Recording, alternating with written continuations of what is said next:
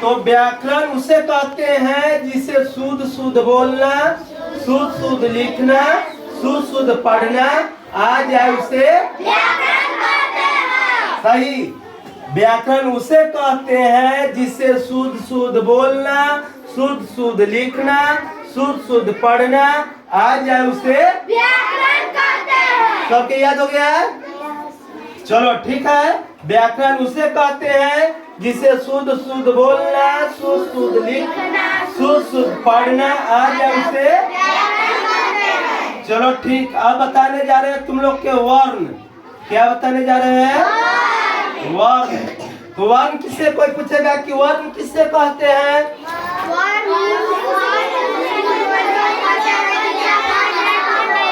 ठीक। वर्ण उस मूर्धध्वनि को कहते हैं जिसका खंड या टुकड़ा वर्ण उस मूर्धध्वनि को कहते हैं जिसका खंड या टुकड़ा वर्ण उस मूर्धध्वनि को कहते हैं जिसका खंड या टुकड़ा ठीक। कोई पूछेगा कि वर्ण कितने होते हैं? वर्ण तो हम लोग बताएंगे कि वर्ण दो होते हैं। वर्ण कौन कौन? ठीक। पहला स्वर वर्ण, पहला स्वर वर्ण और दूसरा व्यंजन वर्ण, दूसरा व्यंजन वर्ण। ठीक ना? कोई पूछेगा कि वर्ण कितने होते हैं? वर्ण दो होते हैं। स्वर वर्ण, व्यंजन वर्ण, व्यंजन वर्ण। अब कोई पूछेगा कि स्वर वर्ण किससे कहते हैं? स्वर वर्ण तो जो वर्ण दूसरे की सहायता नहीं लेता है उसे स्वर वर्ण कहते हैं। यानी जो वर्ण स्वर जो है व्यंजन की सहायता नहीं लेता है। स्वर जो है व्यंजन की सहायता नहीं लेता है। इसे स्वर वर्ण कहते हैं। स्वर वर्ण के जैसे आता है अ, आ, ई, उ, ए, आई, ओ, औ। ये सब स्वर है। अब कोई पूछेगा कि व्यंजन वर्ण किसे कहते हैं? क्या पूछेगा? व्यंजन वर्ण किसे कहते हैं? तो जो वर्ण स्वर की सहायता लेता है, व्यंजन वर्ण जो है वह स्वर की सहायता लेता है। उसे व्यंजन वर्ण कहते हैं। यानी स्वर जो है व्यंजन की सहायता नहीं लेता है और व्यंजन जो है स्वर की सहायता लेता है। तो व्यंजन में होगा क, ख, ग, क से यानी अरल तक पूरा है ना, सब व्यंजन है। क्या है? व्यंजन। चलो ठीक। बता दिए व्याकरण, वर्ण, स्वर वर्ण, व्यंजन वर्ण।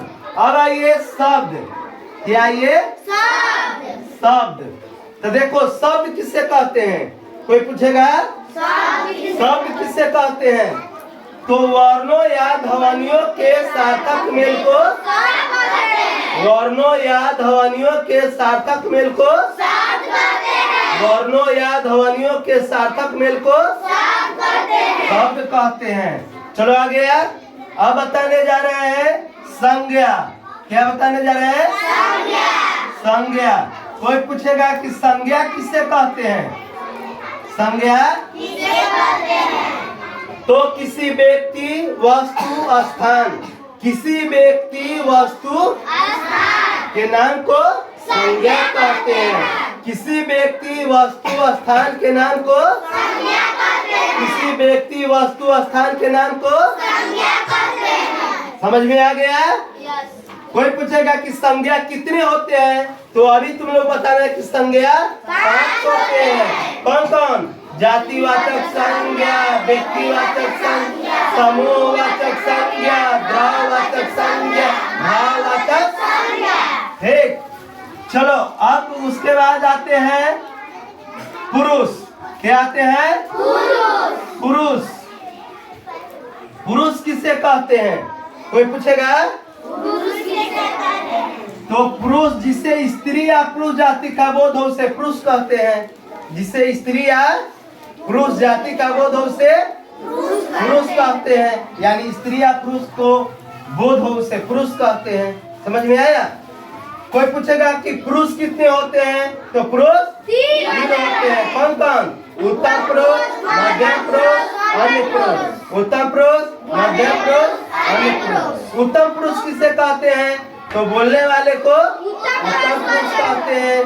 मध्यम पुरुष किसे कहते हैं? सुनने वाले को मध्यम पुरुष कहते हैं। अन्य पुरुष किसे कहते हैं? तो जिसके विषय में कुछ कहा जाए उसे अन्य पुरुष कहते हैं। ठीक, इतना याद करके आना, उसके बाद कल बताएंगे।